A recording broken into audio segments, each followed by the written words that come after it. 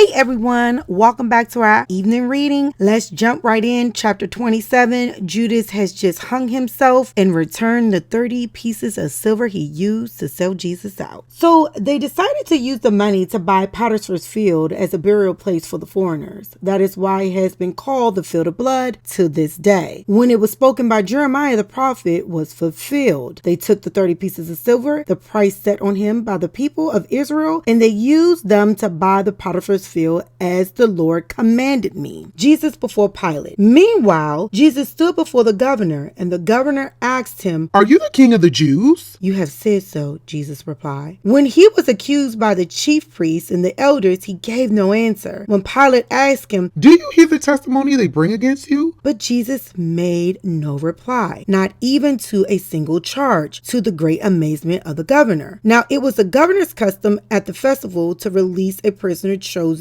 by the crowd. At the time, they had a well-known prisoner whose name was Jesus Barabbas. So when the crowd had gathered, Pilate asked him, "Which one do you want me to release to you?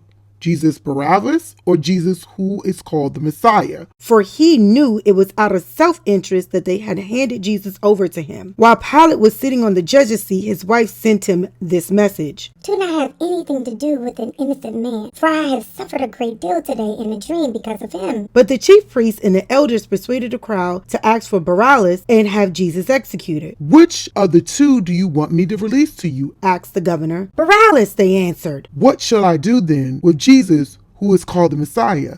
Pilate asked. They all answered, "Crucify him." "Why? What crime has he committed?" asked Pilate. But they all shouted louder, "Crucify him." When Pilate saw that he was getting nowhere, but instead an uproar was starting, he took water and washed his hands in front of the crowd. "I am innocent of this man's blood," He said. "It is your responsibility." All the people answered. "His blood is on us and our children." Then they released Barabbas to him, but he had Jesus flogged and handed over to be crucified.